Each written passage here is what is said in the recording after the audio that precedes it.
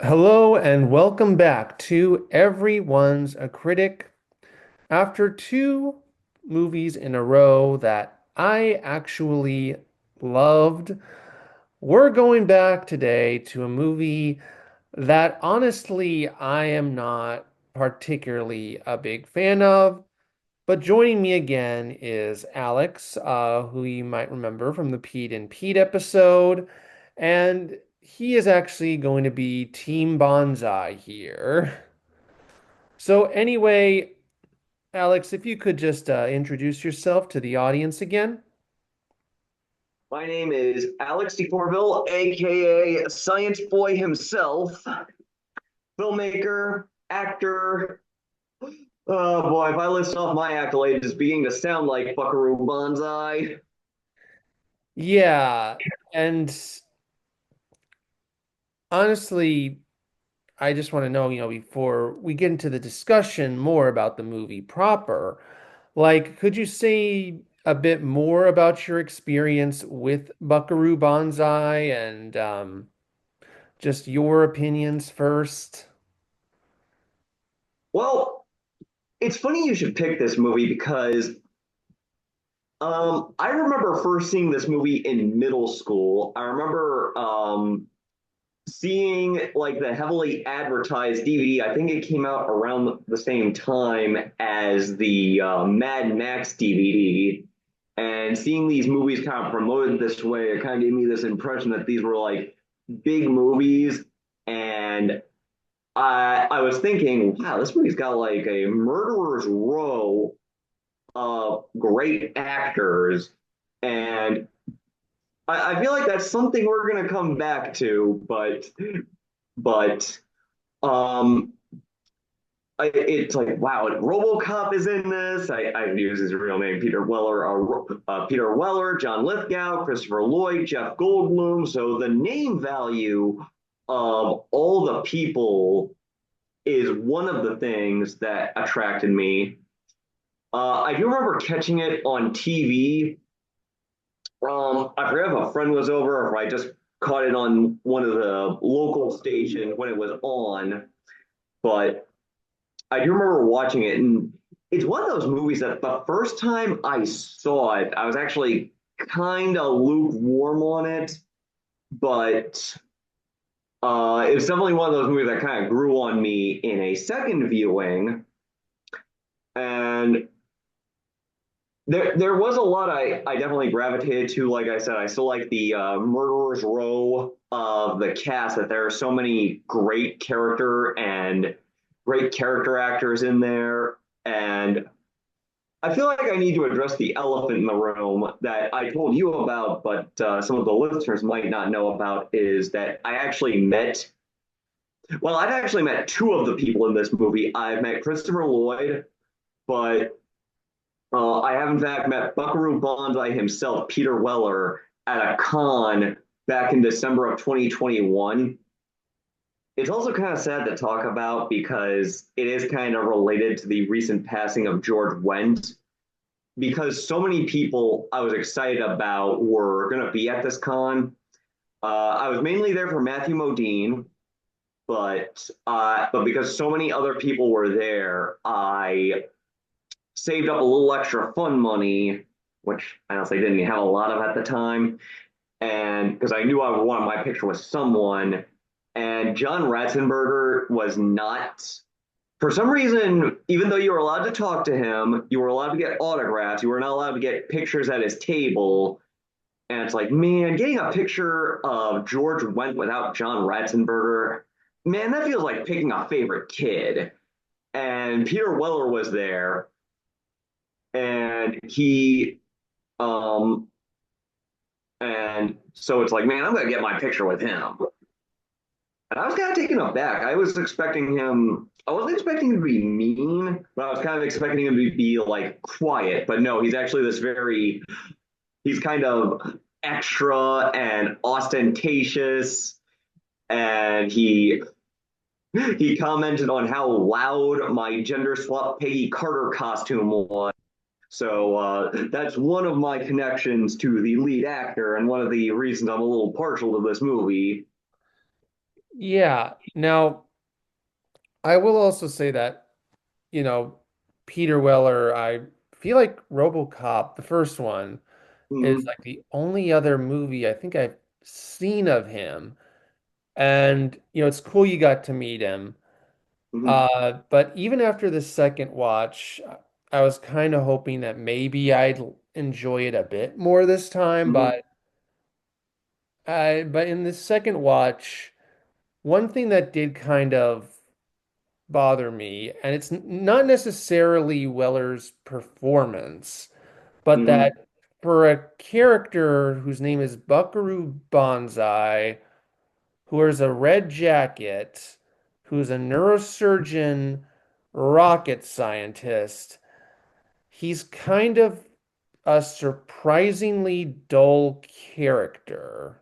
There's not much, he's more like defined by the things he does than Hmm. having a particularly strong personality. And he doesn't really have an arc of any kind or changes.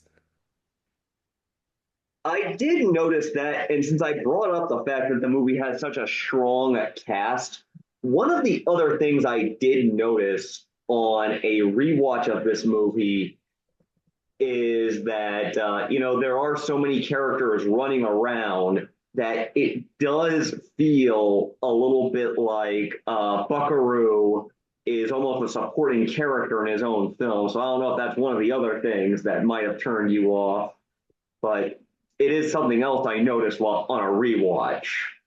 Yeah, it is like he kind of gets drowned out, but in general, kind of what kind of bugs me about this movie is that like it is kind of a just on paper very insane Mm-hmm. movie.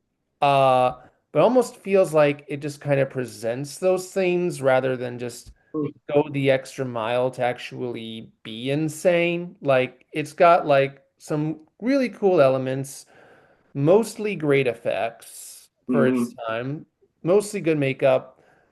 Like we said, all these character actors, Christopher Lloyd, John Lithgow, Vincent Chiavelli, Jeff Goldblum, Mm-hmm. all either chewing the scenery or just doing their thing. But it's like it has these like cool elements, but kind of doesn't really do much with them to me. It feels more like it's presented, just Mm-hmm. kind of just presents them, and then a lot of this movie is pretty much just dry exposition. On my rewatch for this movie, I kind of had this feeling you were going to say something like that. Like I was thinking and I can't help but think that maybe one of the reasons I was a little lukewarm on this movie the first time I saw it, like, maybe those who don't like it were expecting something wackier, like Big Trouble in Little China. Or The Last Dragon. These aren't movies that are like full-fledged comedies, but they're kind of like tongue-in-cheek. And I kind of feel like I know what the director was going for. Or another movie that came to my mind is something else that's not like wacky, but like more lighthearted and energetic is The Rocketeer. But I can't help but think that what the filmmakers were going for was something like a lot of these old comics that this movie was inspired by, they weren't like full-fledged, like wacky adventures, but they would definitely have these moments of like where you could tell that like because they were old-fashioned, they were like serious two-fisted stories, but like they didn't take themselves seriously. Like you read some of the old Spider-Man comics, or you know, yeah, that's actually a great example. Old Spider-Man comics where Stanley had this. I mean, I love Stanley's writing, but it was still kind of writing of its time, where like bad guys would monologue for an eternity, and um, you would do insane stuff like Green Goblin teaming up with mobsters, but the stories are still taking themselves seriously, even though they kind of have these silly moments.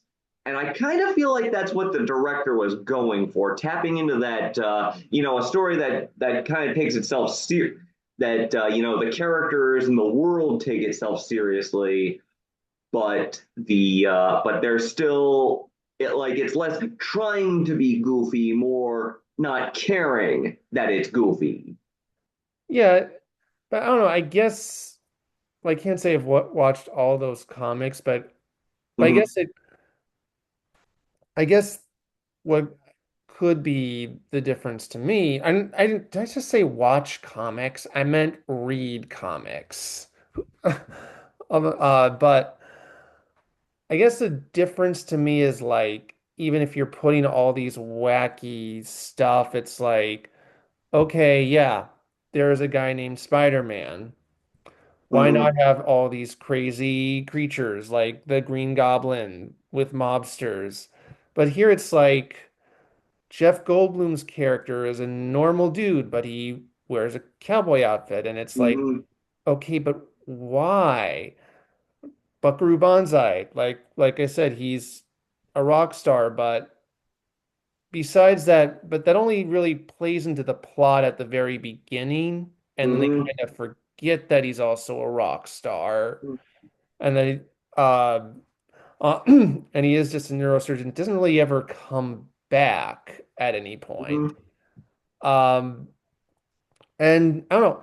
I don't know. Sometimes it kind of feels like it's more like just sticking weirdness to the wall because they can. It kind of reminds me of the Meteor Man in a way where it's like it tries to be kind of earnest and sincere, but also has these weird, goofy elements. But it's like it doesn't really go far enough. Like it's like, here's a story about community. The villains Mm-hmm. are gang members with suits and orange hair with a pet tiger for some reason. And the main character's power can talk to dogs. And it is kind of like a similar effect with Buckaroo Banzai. It's like Jeff Goldblum wears cowboy outfits. Mm-hmm. Why? Duh. Well, Owen Citizen, Kyle Calgren, I don't know why I called him by his old name, but Kyle Calgren did a great video about this movie where he was talking about, a similar comparison to the comics I was just talking about, how the movie I kind of wonder if a lot of it was just the fact that this movie did not become the franchise that they promised.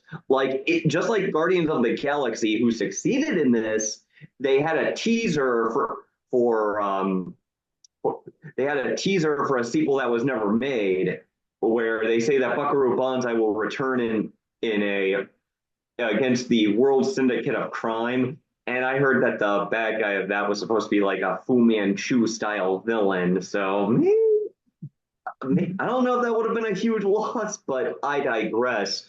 But so much of the moments, like one he focused on, was when he asked about when Jeff Goldblum asks about a watermelon, and a lot of it is like these things you only understand if you're familiar with the character. So the movie was.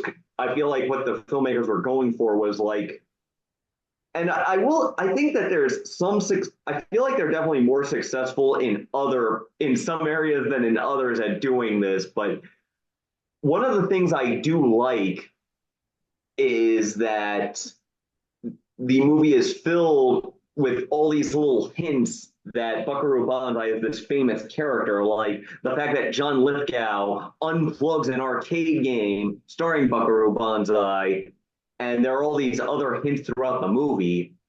But I get what Kyle Calgren was talking about, that it's like trying to establish lore.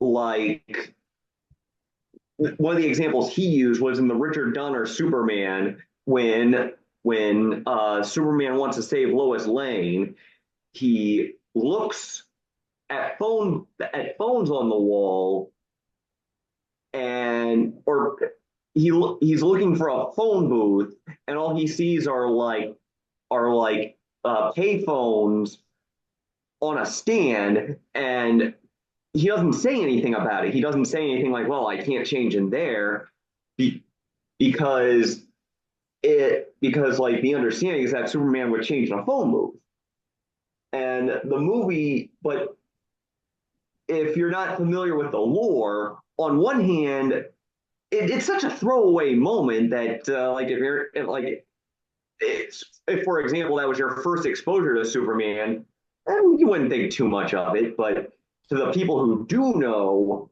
like that's a funny in joke. So it's kind of like the movie is trying to build a world where all these things already exist, like it's trying to reverse engineer the lore. And I kind of wonder if that was meant to be like a joke, like it was meant to be a spoof of of lore that already exists. Like the watermelon bit is supposed to be like a spoof of those moments where you don't understand it unless you're already a fan of this franchise that doesn't actually have a franchise. Yeah, but on the other hand, yeah, well, I guess I could see it like that, and again, like again, like of course he's like a neurosurgeon rock star. Mm-hmm. It's of course he probably has like games based off of him Mm-hmm. in his own world. But I guess the thing is, while that's cute, it is just like for what's supposed to be an action comedy, what is supposed to still be kind of a spectacle. Mm-hmm. I guess that is just kind of my biggest problem is that the movie, even when considering it is 40 years old, Mm-hmm. is just kind of dry in general. Like the first big action scene is kind of thrilling, He is off course. This is chase one, over. but after that, the rest of Mm-hmm. the action is a little slow, even by the standards of 80s movies. It's kind of an open secret that they actually cut Jamie Lee Curtis's cameo as Buckaroo's mom. And I was wondering, whoa, why would if you have Jamie Lee Curtis, why do you cut Jamie Lee Curtis? And you can actually find this on YouTube for anyone who's curious. And it's like, boy, if this were like a 10-second clip, but oh, man, it is. I kind of see why they cut it, even though they had a big name actress.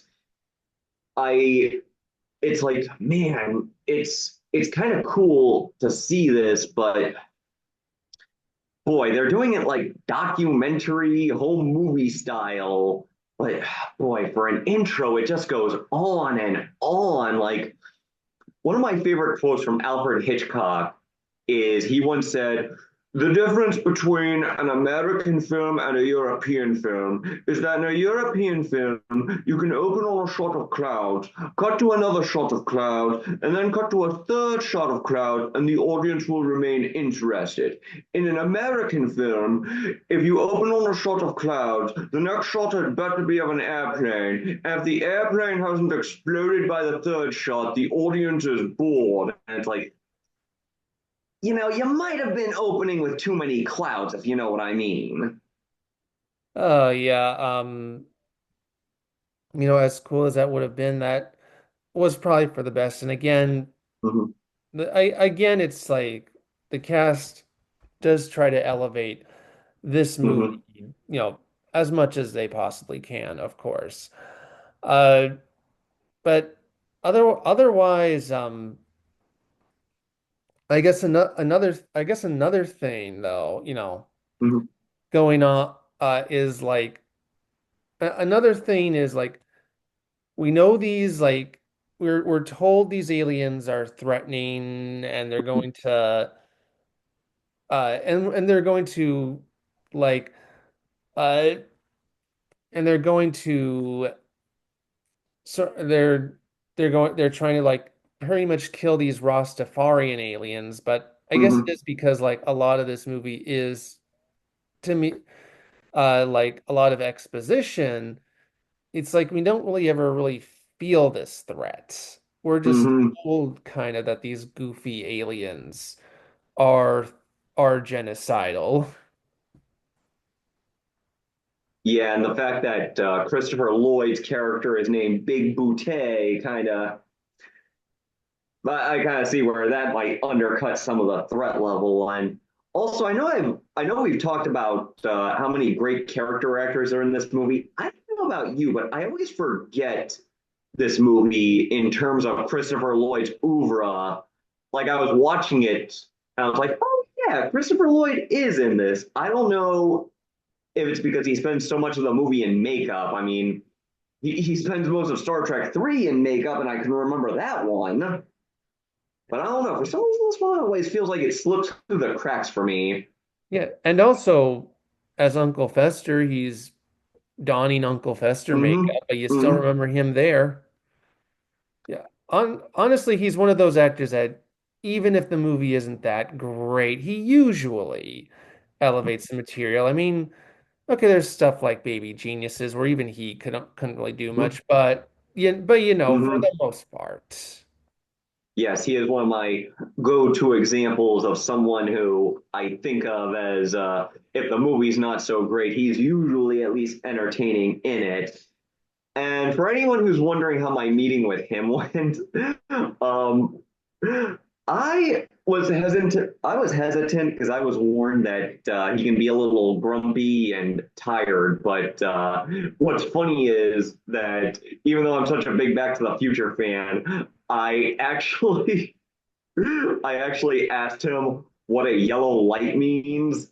For my taxi fans out there, I'm sure a lot of taxi fans are snickering at that one, but the I was a little worried that I kind of upset him with that question because he did grumble at it, but he was actually all smiles afterward.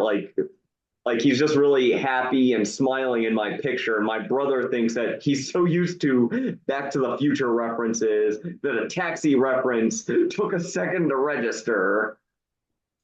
Well, that is awesome. And also, great to see like he's still working. Like he's gonna be in Mm-hmm. Nobody 2. He guest starred on The Mandalorian a couple years ago. Mm-hmm. Yeah, he was really that was one of my favorite episodes when he was on there. Yeah, he was in the Knuckles show, I believe.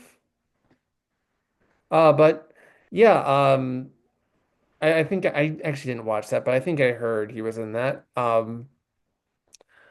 But yeah, again, it's still cool to see him like around and in things. And again, like same thing with John Lithgow. Great, always Mm-hmm. a great character actor. Again, all three of them are a lot of fun. Like chewing him and Vincent Chiavelli. Very fun, like just chewing the scenery as the villains. I think the movie is Mm-hmm. probably the most alive when they're on screen. Uh, yes, this is Emilio Lizardo. Maybe you don't remember me. Ah, I'm flattered. We know the same people. Yeah, in fact, one of them is with me right now. Your associate, Dr. Penny. Doctor? May I pass along my congratulations for your great interdimensional breakthrough? I'm sure in the miserable annals of the earth, you will be duly enshrined. Talking about whether feeling that the movie wasn't wacky enough, I do feel like I do feel like John Lithgow and the other bad guys definitely come closer to that. Like the way John Lithgow is introduced, just literally chewing on something that chewing on something and hooking up to something that gives him electricity, and that triggers a flashback, which, to the movie's credit, I have to admit is a pretty clever way of not just introducing the character, but also giving us his origin. Yeah, although I will say, like, you know, one of the things that again could have been interesting, I don't think the movie really goes far enough with it though, is that basically these aliens are from the 1938 or are basically the aliens that Orson Welles warned us about. And it's Hmm. like back in 1938, and that's kind of the premise that there were aliens after all, that but they just came super late. I think that's kind of a cool idea. Hmm. I don't know if it was really explored. I don't know if it was really utilized well here. Like it feels like that part could have been cut out and it wouldn't really affect the plot of the movie at all. But I think that's kind of a cool twist. Just not sure for this movie. Yeah, I see where you're coming from. I also definitely feel like it's an example of the filmmakers sort of wearing their influences on their sleeve. Like, this was like they're using that reference partly as a way of announcing this is one of the things that inspired us because Orson Welles was also involved with The Shadow, who who I can also who from what I've gathered was also was more of a subtle influence on Buckaroo Banzai. Like the Shadow has a lot more in common with Batman than Buckaroo Banzai. For those of you who don't know, but at the same time, he was still definitely in vain. It's one of those things where if Buckaroo Banzai were this character who was from that generation and had all these comics and stuff, like it wouldn't be that much of a reach to picture him alongside like Shadow comics and radio serials. Yeah, but I don't know. At the end of the day, I just feel like The Rocketeer is probably a better tribute to this kind of like serial than Buckaroo Banzai. And I guess it is more Mm-hmm. because it is more show than tell, while Buckaroo Mm-hmm. Banzai is more tell than show, if that makes sense. Yeah, I get what you're saying from, and you are right. Rocketeer is the better movie. I mean, I hope I'm not getting too off topic, but I have thought about how Indiana Jones is one of the few franchises I can think of where like the lion's share of copycats are actually really good, and The Rocketeer is easily my favorite of them. Like I mean, I like that better than like half the Indiana Jones movies, to be honest. I mean, though with Temple of Doom, it's at least a fair fight, but I digress. But yeah, I kind of see where you're coming from. Like, I mean, the fact that the they replaced the origin story documentary, or that backwards, the documentary origin story with like a wall of text, that does kind of bolster your point. I mean, it was the era where, funny enough, another movie that already had so much lore behind it already, Star Wars, and another movie that had a lot of that had a wall of text. So, I guess it was fresh enough in people's minds that you could still get away with that back then. Yeah, actually building off of the point about, you know, about Star Wars and Indiana Jones in particular, like Mm-hmm. all of those movies were inspired by the old 30s, 40s serial, Mm-hmm. like Buckaroo Banzai was, Mm-hmm. but it also sort of update it, but it updated it with bigger stakes. I there just felt like there's more emotional investment into what's going on into the story and the Mm-hmm. characters, and maybe that's sort of the problem to a fault with Buckaroo Banzai, that it almost feels like it's still kind of acting like it is on a comic page, which is why it feels Mm-hmm. like a lot of it is talky, or it feels like it's still kind of confined to like a radio serial, like it's which why it feels like a lot of it is talky and it feels like a lot of it is all just these kind of weird elements, but it doesn't really do it in a way that's, in my opinion, all that engaging. While these movies have where their influences on these about where the influence of these serials on their sleeve, Mhm. but use the visual medium of film to tell, but utilize the visual medium of film Mhm. to do more than just have cool makeup and effects. Yeah, I mean, it's easy to forget. I mean, one of the reasons I went to the example of The Shadow is I went through a phase when I was in middle school that where I was actually really into The Shadow, and I actually bought tapes of the radio show. It's like, yes, that's the thing we had to do before YouTube was a thing. But I bought tapes of the radio show, and I was really into it. And I also do have collections of old Spider-Man comics, and it's easy to forget how dialogue those could be. Like, I have at least one issue, or I don't have the issue, I have the collection, but I remember an issue where they were even self-deprecating about this, saying it's an issue where Spider-Man's battling Molten Man. If anyone wants to look this up, but they were kind of self-deprecating about the fact that about how dialogue-y they could be. They were like, "Hey, we get a lot of letters saying people talk too much during fight scenes, so we're gonna do a fight scene with no dialogue." Yeah, but yeah, but at the end of the day, I guess there is one thing many can agree on. The end credits thing is cool. The end credits is Mhm. cool. Yeah, I remember that being another thing that kind of drew me to the movie because I had seen The Life Aquatic first, and I remember reading the trivia entry that it was inspired by Buckaroo Banzai. And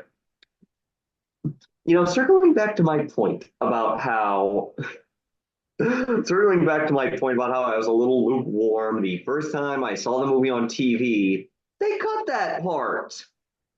They cut the credits. It's like I want to Mm-hmm. say that I should be shocked by that, but I just remembered the old channel, This TV, which is sadly now defunct. It was kind of the cable TV version of Tubi. Mm-hmm. Like you wouldn't know if you're going to get a classic on there or a B movie on there. Mm-hmm. Once they showed like The Graduate, but it looked like a they had aired a beat down DVD copy of it, The Graduate. So when it goes to the famous scene that everyone knows, the famous Are You Seducing Me scene, Mm-hmm. you can barely see the legs. Everyone knows that shot. But the Mm-hmm. but the version of the movie they had, it was like you could barely see it. So it kind of reminds me of that. It's like you're obscuring the one thing everyone remembers about this movie. Actually, speaking of that, I would not be surprised if Buckaroo Banzai was on this TV a lot. It feels like a movie that would be on this TV. Yeah, because I know I said I caught it on TV the first time I ever saw it. I didn't remember it being on TV a lot when I was growing up. I like I'm tipping my I hate to tip my age here, but I do remember a time I went through a phase where I would like go through my TV listings to check what movies were showing. I don't remember seeing it there a lot. I feel like the one time I caught it on TV was like a rare exception. I feel confident in saying it wasn't something that I planned and it just happened to be on. And it was a movie I knew about and I wanted to watch it. I know that much, but I don't feel like it was something that was on TV a lot. I mean, I can tell you some of the movies that were like I've seen The Fifth Element probably more times than I can count because it was on the movie channels. And I was just talking to my, it was on the movie channel a lot, what I'm trying to say. And I was just talking to my brother. I had to explain to him what the Kurt Russell movie breakdown is because I had to explain to him, hey, remember that movie we always only caught the end of growing up? That's the movie. Yeah, But actually, yeah. I don't remember that experience as much with Buckaroo Banzai. Yeah, there's definitely movies I can think of if like I would catch on TV or see as Mm-hmm. playing on TV a lot.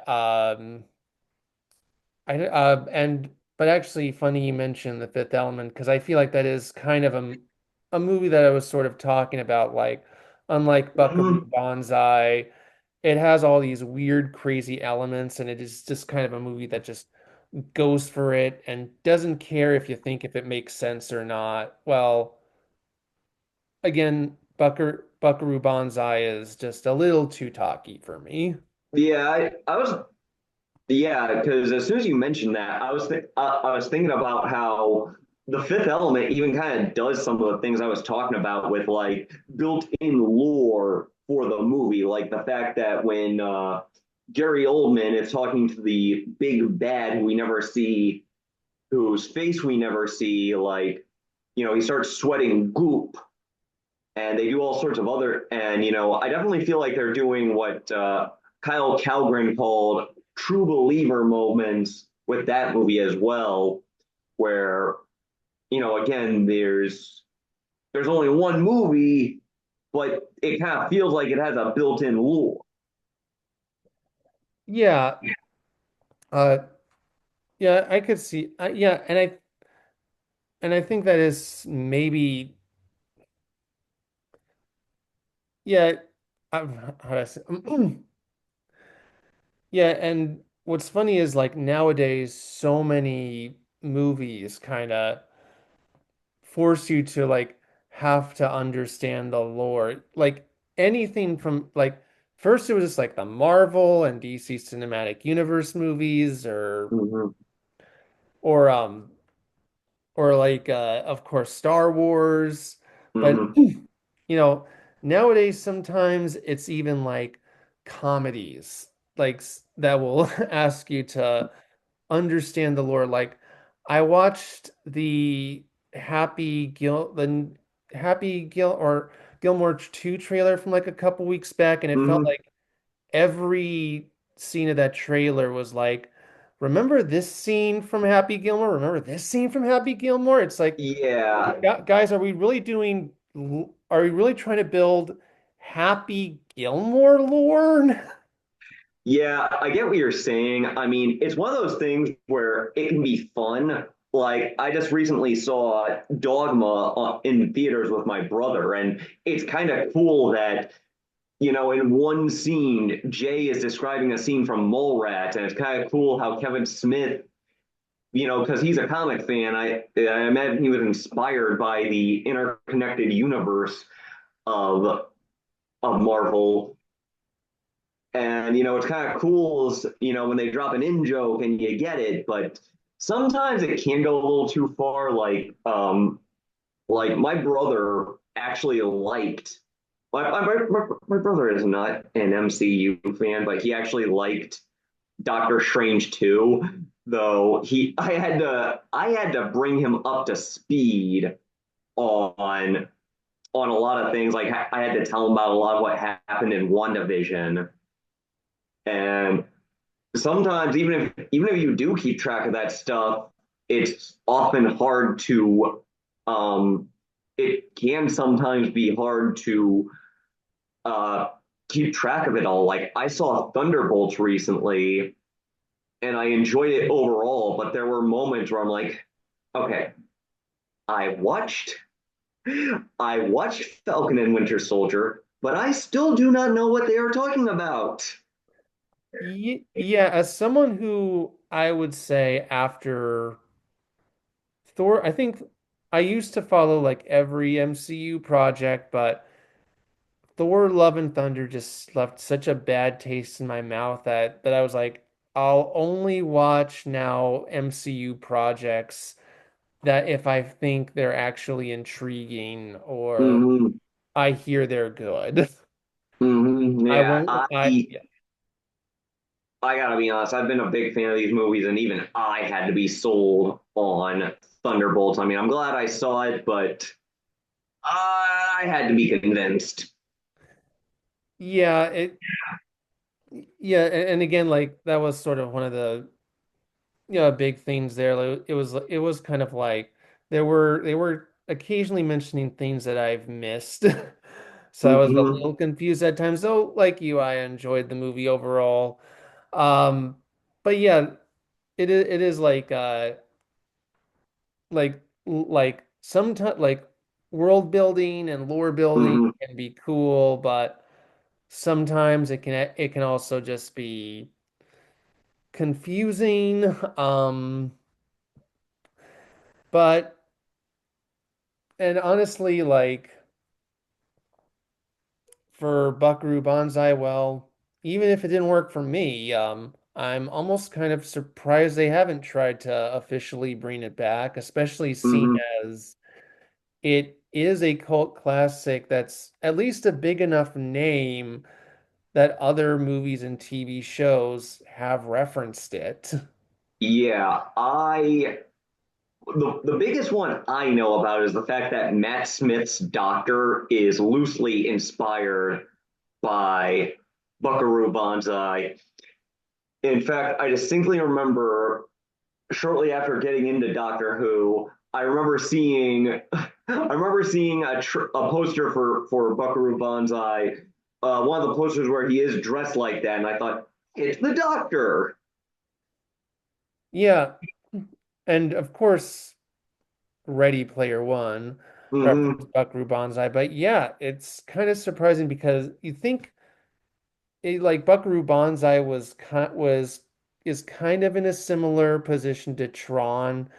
Hmm. And hot take here, I have a similar opinion about Tron as I do Buckaroo Banzai. I think the first Tron's kind of boring too. Um, but it has become like it was like Tron and Buckaroo Banzai, they both kind of opened to lukewarm reviews and Hmm. box office, but kind of found a cult audience over time. But Disney does at least occasionally like bring Tron back, like they did it Hmm. 15 years ago with Tron Legacy. I'm gonna get tar and feathered for this, but I did not think that was a particularly memorable movie, but a lot more fun than the original Tron. Um, but but also I know they had a Disney a Dis they I know they had like a Tron cartoon a couple years later, Hmm. and now they've got a new movie coming out. So Disney is occasionally like, let's bring this movie from the 80s that not many people saw when it first came out, but we know has an audience. I'm kind of surprised MGM isn't doing something similar with Buckaroo Banzai. Yeah, the only thing I know about with Buckaroo Banzai is that I believe they made a comic adaptation of that unmade sequel I alluded to. I believe I'd actually have to look that up. But, you know, thinking about what you said about how it's become a cult classic, I was thinking about how,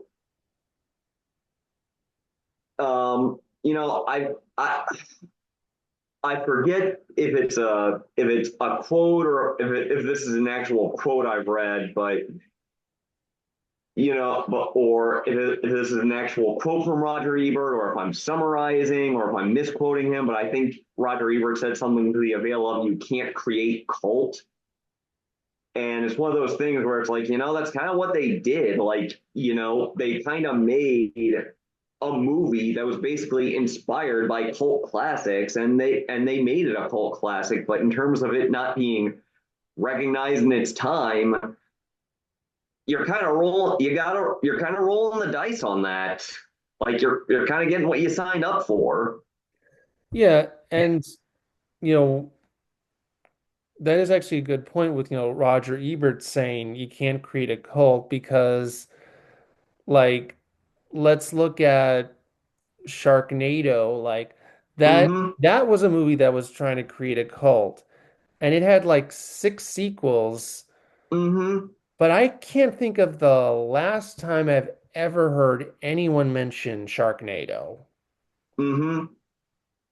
Yeah, I mean, one of my go-to examples is Snakes on a Plane, where they were also trying to make a cult classic, and that kind of fell on its face. And you know, you know, for all the people out there who wonder, I've been a little sarcastic in saying that they don't always kowtow to that crowd because they made that movie and found out that those people don't actually show up to movies, and there's some truth to that, but but yeah, that movie, I know that movie was trying to be like an instant cult classic and it fell on its face for it. Yeah, and actually another example is like the Best Friends movies. Here's like Mm-hmm. they were kind of hyped up on the internet. Look, it's Mm-hmm. Tommy Wiseau and Greg Sestero, but this time they're in Mm-hmm. good movies together, and it's like Mm-hmm. that those two movies after the hype went, they kind of just faded into obscurity. Mm-hmm. Yeah, I actually saw those recently, and I feel like they were trying to make a planes, trains, and automobiles, and I think about how that movie's become famous recently for its lost and found footage. And one thing that it actually amazes me thinking about how John Hughes made what must have been some painful cuts, like the fact that the original Braidwood Inn scene was like 25 minutes. And it's like, I kind of wish they showed that restraint with Tommy Wiseau's Best Friends, because I think it would have been a stronger movie if they had made just one 90 minute to even 2 hour movie. Yeah, I mean, I think that was in that particular case, I like volume one was a good start, but volume two kind of Mm-hmm. fell flat for me. But yeah, it is sort of like, and I guess this is the point of this show, you can't always, unfortunately, control how people are going to react to your. Mm-hmm. And there's a reason that phrase one man, what is it? One man's One man's spark. trash, another man's treasure. Yep. And that is what this show is all about. So anyway, I think that's a good place to end. Thank Mhm. you again, Alex, for coming on. So Thanks for having me. It was my pleasure. you're welcome. So, uh, have anything cool coming up? Well, my film, The Buddy System, is currently in post production, but if anybody wants to see my work in the meantime, like I said, you can check out Science Boys High School Reunion. It is currently streaming on Zumo, that's XUMO, and it's also streaming on Fossum, where you can see not one, not two, but three movies I was in. Science Boys High School Reunion is on Fossum. In the Hands of Fate is on Fossum, and Gemini is on Fossum. So have yourself an Alex triple feature. Yeah. Well, I talked about an 80s cult classic. Next time, we're going to be talking about a 90s cult classic here on Everyone's a Critic.